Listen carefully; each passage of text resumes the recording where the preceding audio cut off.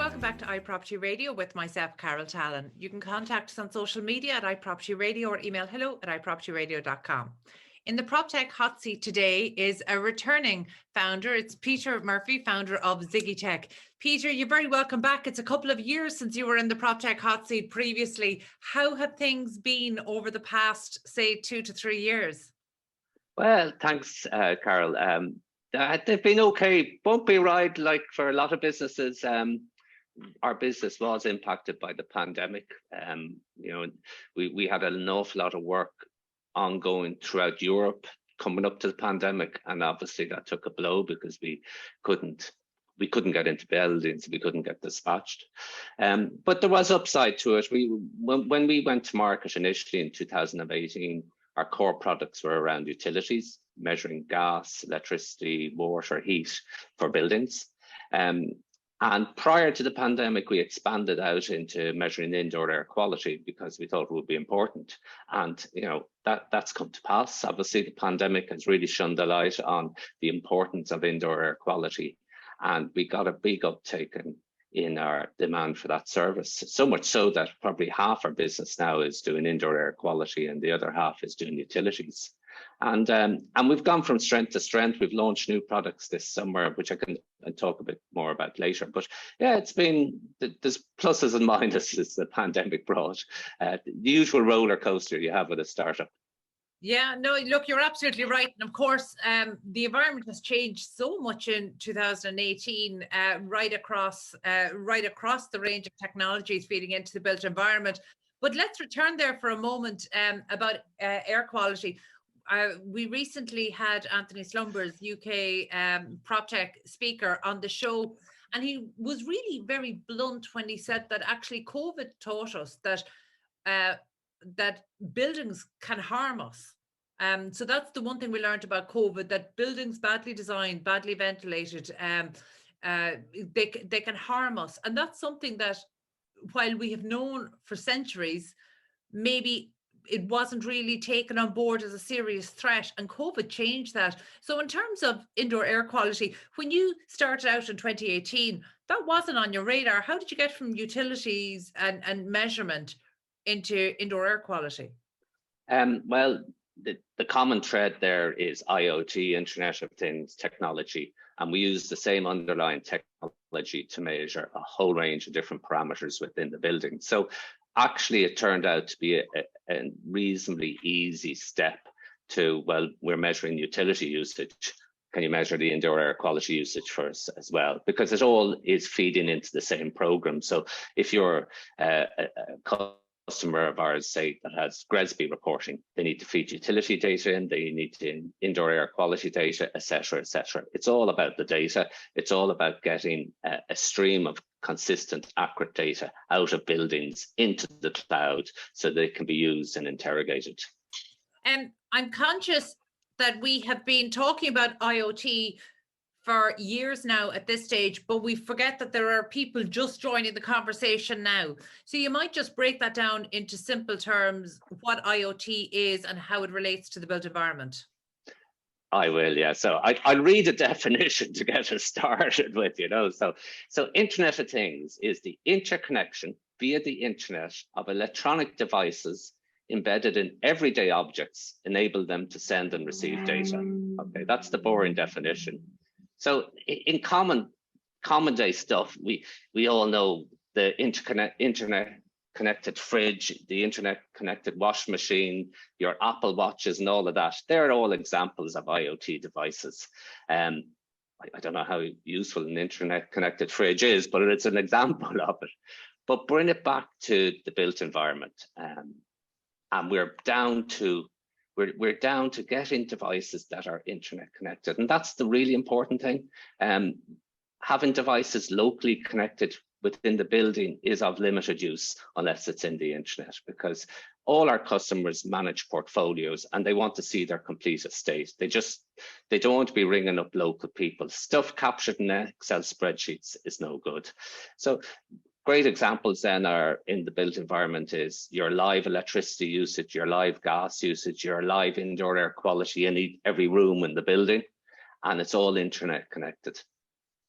Okay, let's actually break down some of those metrics, because we seem to have moved very quickly from being almost afraid of data to collecting it, but not really knowing what to do with it. And there's a huge difference between data and the insights that are actually useful in terms of managing and valuing real estate portfolios. So we know that almost everything can be measured. Doesn't mean almost everything needs to be measured or impacts the value of a real estate portfolio. So in terms of the clients you're working with, what are the important metrics? You mentioned GRESB there, so you might just explain to our listeners what that is, and then maybe we could talk about some of the important metrics.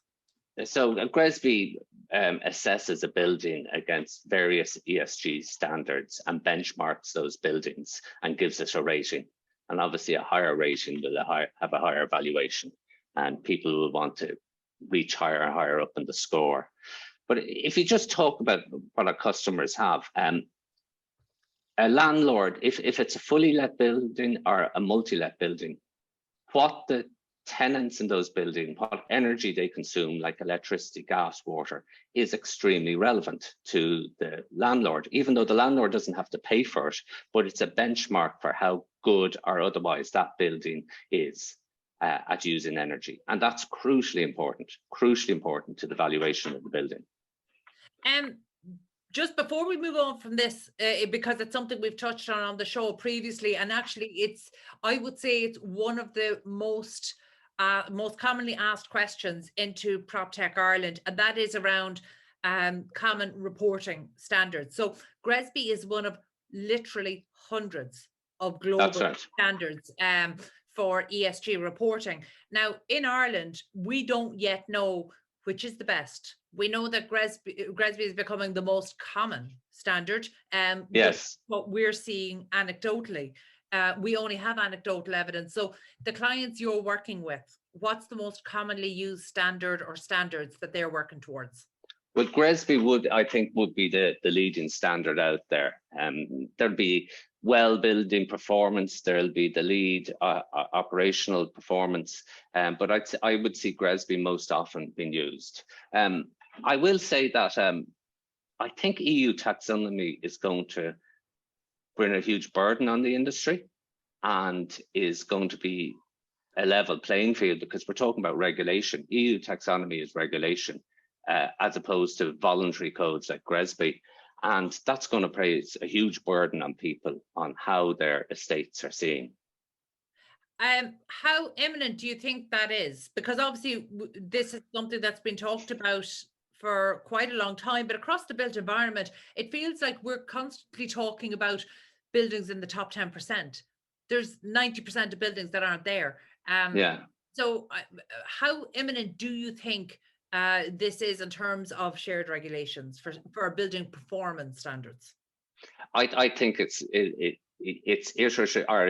incrementally coming in each year, and yeah, I know sometimes they slip their timelines, but it's widening out. The net is widening out next year from 2023 to 50,000 companies that'll have to do mandatory reporting, but the voluntary reporting will be quite onerous on people. So companies involved in tendering, companies involved in any public service work will have to do voluntary reporting under EU taxonomy, or they won't get the public service business. Do you think that okay, we're at the point of voluntary reporting at the moment, as we move to mandatory? Do you think it's likely to be as onerous or more onerous than those currently voluntarily signing up to, say, GRESB or similar standards? I'd say it'll be similarly onerous. I think it'll be similarly onerous. Like anyone that has done something like GRESB will be well equipped because they'll be used to the processes. They will have gathered a lot of the data, but there's still quite an amount more to do. And there'll be a lot of consultants out there making hay on helping people to comply.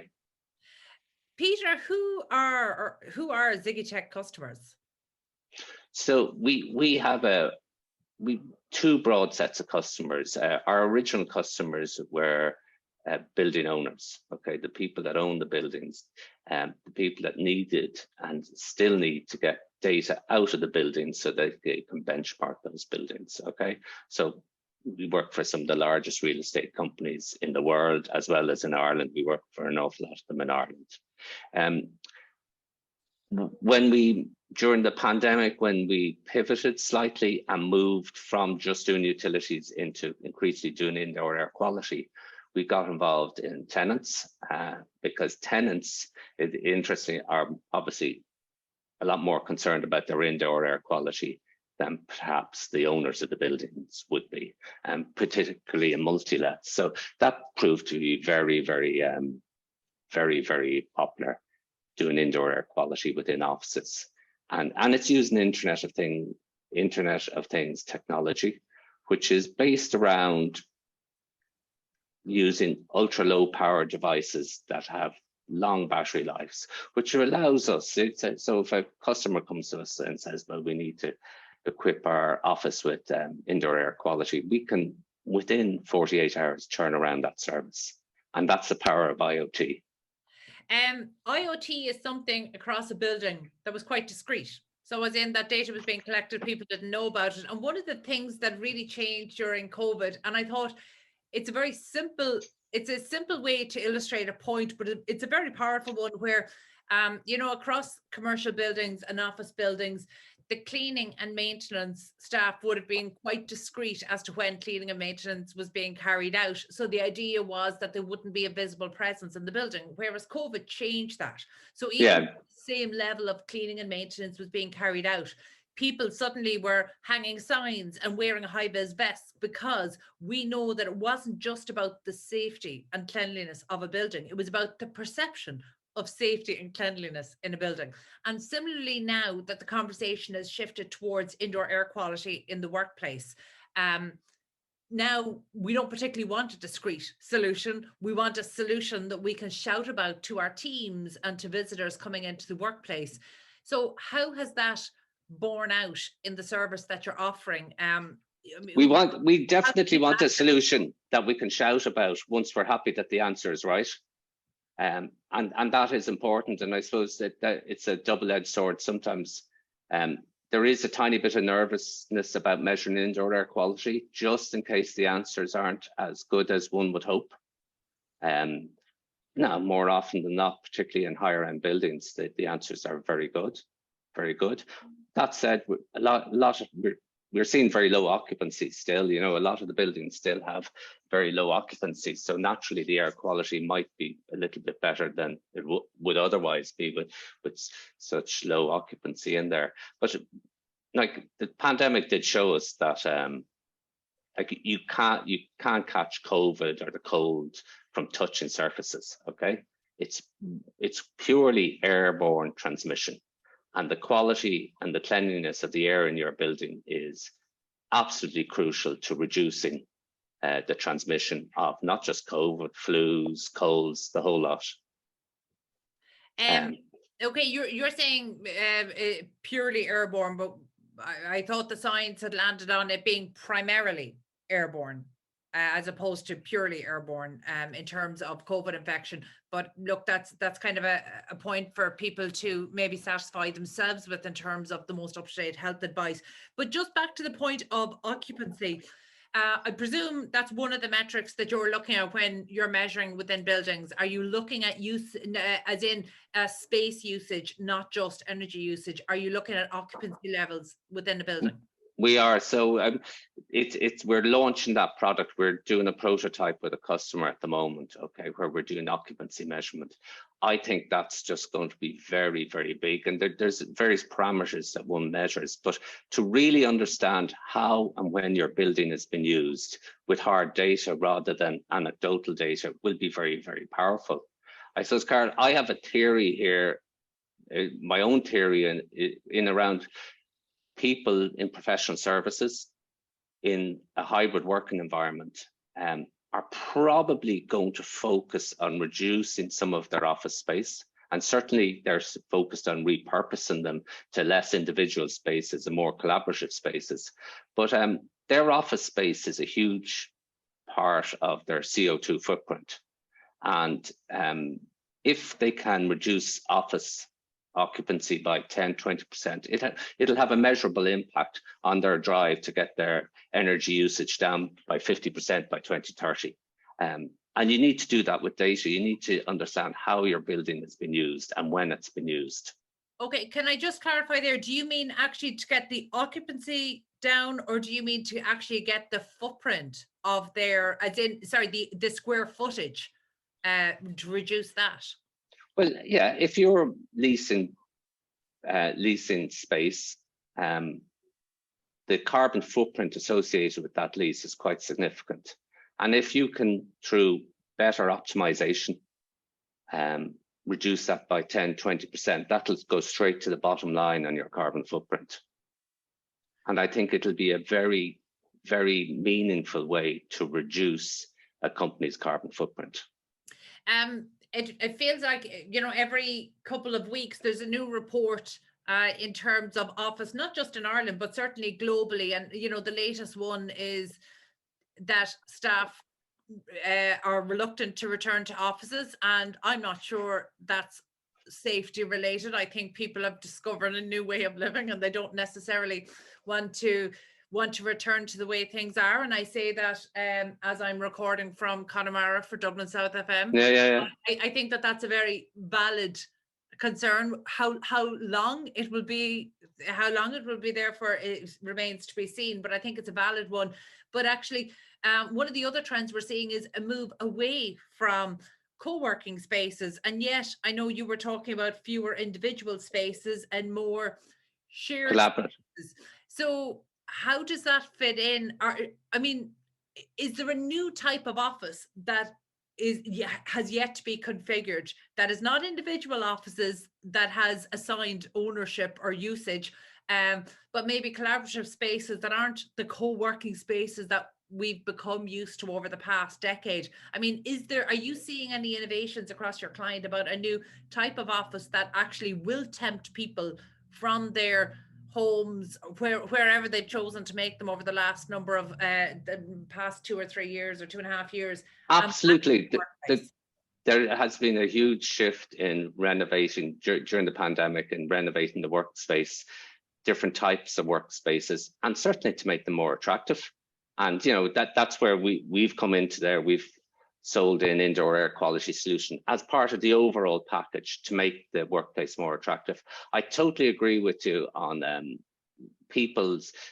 as one customer said to me, you know, some of their staff will be in there 7 days a week if they could, and some of their other staff they haven't seen since March 2020, you know, and there's that diverse. And there's an awful lot of people that can't work from home because they mightn't have the domestic setup to work from home and will want to go in. But there's definitely a large cohort that have to be persuaded back into the office and don't want to. And in terms of productivity levels, I think that there's been a lot of mixed messaging around that. So actually, you know, we went from a period of hyper productivity in the early stages, which really seemed to prove the remote working model. And then that absolutely dipped. And I suppose I can only speak from our own experience of a small team that actually, while we've 2 office bases in Dublin and Galway, we actually have a remote team that are based in Ireland, but outside of Ireland. And last week, we brought a number of our team members together in Galway, and quite frankly, big strategic decisions got made that had been put on hold for a year. Decisions that would normally take 2 or 3 weeks to make got made instantly. So things happened, and the general consensus across the team was actually, we need to get together in person more often, because that's right. Yeah. And frankly, I would have been one of the doubters. I would have believed that we could do everything remotely. But the reality is, when you put humans together in a space, magic things happen that can't be facilitated through technology. That's correct. And that would be my experience. And that's the experience of the team we have here. Now, we do a lot of remote work, but we do get together frequently. And it really helps us, you know. So what is next for the ZiggyTec team? The next for the ZiggyTec team, we recently launched the Legionnaire. So our business is about getting data out of the buildings into the cloud, and it's just widening our product set. So we started off with gas, electricity, heat, We moved on to indoor air quality. We recently launched Legionellas, where we're monitoring pipe temperatures. So you might be familiar with that. It's a very a man in a van driving around measuring pipe temperatures every month. That doesn't need to be done anymore in 2022. So we're doing that automatically using IoT technology. I'm very optimistic about occupancy and getting that data and using that data to drive better decisions on building design and drive better decisions when it comes to leasing and renewing leases. You know, now if you're coming up to renew your lease in 3 years' time, it's now you need to understand the data about what's happening in your building so you can make informed decisions about that lease renewal. And occupancy data gives you that. It really does.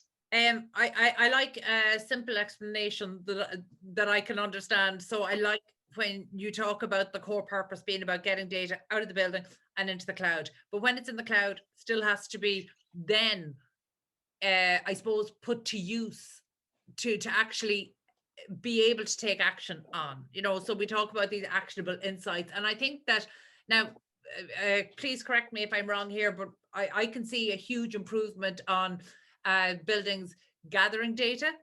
I'm not sure I'm seeing it translate into really informing the decision making. And by the way, this isn't just across building. We can see it across the Housing for All dashboard. We can see, you know, the government in terms of housing and property in general, gathering a lot more data and not trusting the data.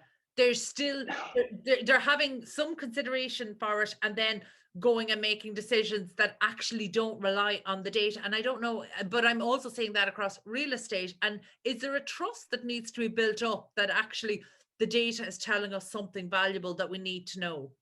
I am an engineer, and speaking as an engineer, the problem with engineers is they get all this data and they go on a power trip with making graphs and data, and you just confuse people, okay? And that's the problem. Just because you've loads of data doesn't mean you have to bamboozle the customer. So like our best example would be, we produce indoor air quality reports, monthly reports, and it's by exception reports. We say, well, actually your building looks fine, but we keep identifying this problem on a Monday afternoon at 2 p.m. in this meeting room. It's all gone crazy. You know, what's gone wrong here? And, you know, from that client, the client came back and said, well, that's when we do our 9 a.m. call with New York, and we get everybody into the meeting room together and we do a half an hour. It's 2 p.m. in Ireland, it's 9 a.m. in New York.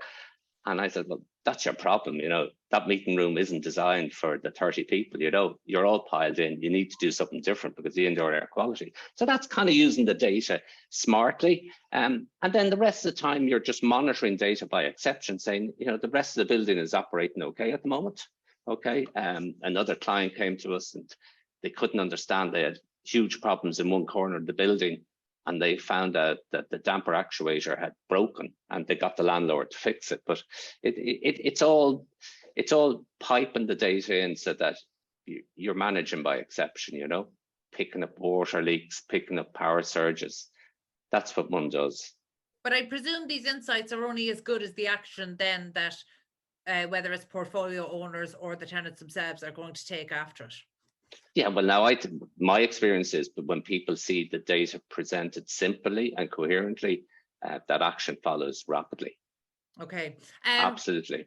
Peter, before we finish up, I am conscious that you're a company that has moved beyond the startup phase, established in 2018, but there has been a significant fundraising that has happened, and I'm conscious that I always like to give a bit of hope to our Proptech and construction technology startups that are listening in, because you must remember it's a really difficult slog to get the, you know, to get to a certain point of traction in terms of beyond market fit into actually starting to get market traction where you become a trusted supplier in the market. So talk to us just very briefly about your latest fundraise and your plans for the business. So yeah, I suppose we slogged it out through the pandemic, and as I mentioned earlier, that wasn't easy. We weren't going booming during the pandemic. It was a really difficult time, but we got in as being a trusted supplier. Like, the great thing about our business is we've 98% retention. Okay, so within a software business, that's amazing. We're kind of we're IoT software, but once people buy from us, they stay with us, which is brilliant. We went and raised funds last year. So about this time, September last year, we went raised, and it took 3 to 4 months. Very, very difficult task, but we got a suite of investors. About 12 investors, new investors, came on board from some fairly close to the industry, not property people, but people involved in IoT technology, people that have been involved in buildings and selling into buildings. So we got about 12 really strategic investors came on board, and we raised just short of 2.5 million in equity, which was fabulous, absolutely fabulous. And they backed us because they believed in what we were doing. They had a strong belief in indoor air quality, that this is going to happen. Okay, we spend 90% of our time indoors. Most of the energy buildings consume go into cleaning, filtering, and pumping and heating and cooling air in the building. And knowing what's the output of that, what's the product of that, they're saying, well, that is going to happen. People are going to tune into it. And I think this will be the winter it will happen, to be honest. It hasn't during the pandemic. Well, buildings are largely empty, but this winter, I think, is the winter it's going to happen, because there'll be more and more people back into the office. Look, I absolutely think you're right. I think that even during COVID, I was surprised with the priority that was put on sustainability and other ESG metrics. And I know maybe you and I had a slightly different experience there, but that was a conversation that was dominating even throughout COVID. And I think absolutely this is going to be amplified now, particularly in the context of energy usage, not just from a sustainability point of view, but actually from an availability and pricing point of view. So you're absolutely right. There's a number of factors that are coming together, crashing together, that makes it likely that this is the year. And I know it's something that supports around Proptech and construction technologies are certainly banking on. And I think just before we wrap up, I want to... So I think you said something very interesting before we spoke about the fact that when you got together as a team, it allowed you to make strategic decisions. And what I witnessed during the pandemic was, prior to the pandemic, companies were making strategic decisions. We need to do this. We need to get utility data. We need indoor air. And the pandemic hammered, I think, a lot of the strategic decision making. And the likes of IoT technology and the Proptech is a strategic decision. And now it's coming back. See, the last 3 months, there's been a very, very significant change after 2.5 years of it being relatively quiet. There's been a dramatic change, I would say, in the last 3 months.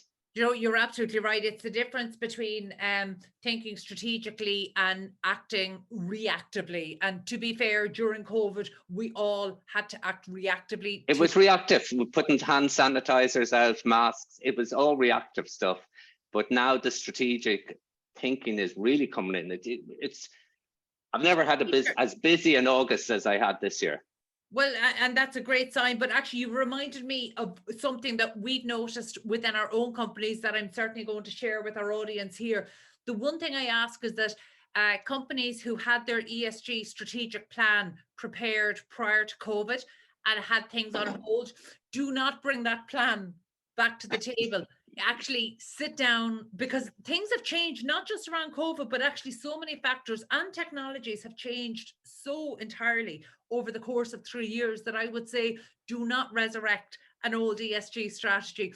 Come back to the table from scratch, because actually the dynamics are very, very different. And thank you so much, Peter, because actually you've reminded me that that's something we've experienced with real estate portfolio owners, that we've actually had to say to them, don't try to resurrect. I'm a big believer in there's no such thing as plan B. If plan A doesn't work, it's because your factors are wrong, which means plan B isn't going to work either. Coming back to the table now is the time to prepare a new ESG strategy if it wasn't evolving over the past year. So certainly don't try to resurrect an older one. So thank you so much for that. Peter, the final takeaway I hope Proptech and construction startups will take from what you said there, you didn't labor the point, so I will. There's a huge difference between investment and having strategic investors. And strategic investors are the ones that actually are able to help your business, not just pump money into your business. And I think all have really shown the difference between having investment and having strategic investors on board. And it's something you mentioned there. So I would love for any prop tech and construction technology startups who are in fundraising mode right now to keep that in mind. That no, that was really helpful. It was. Yeah, valuable. Our backers on board. Super. Listen, that was great. Thank you so much for being so generous with your time and so open with the information, and particularly around the fundraising journey, because it's so important that we start talking about that much openly in Ireland. So thank you so much.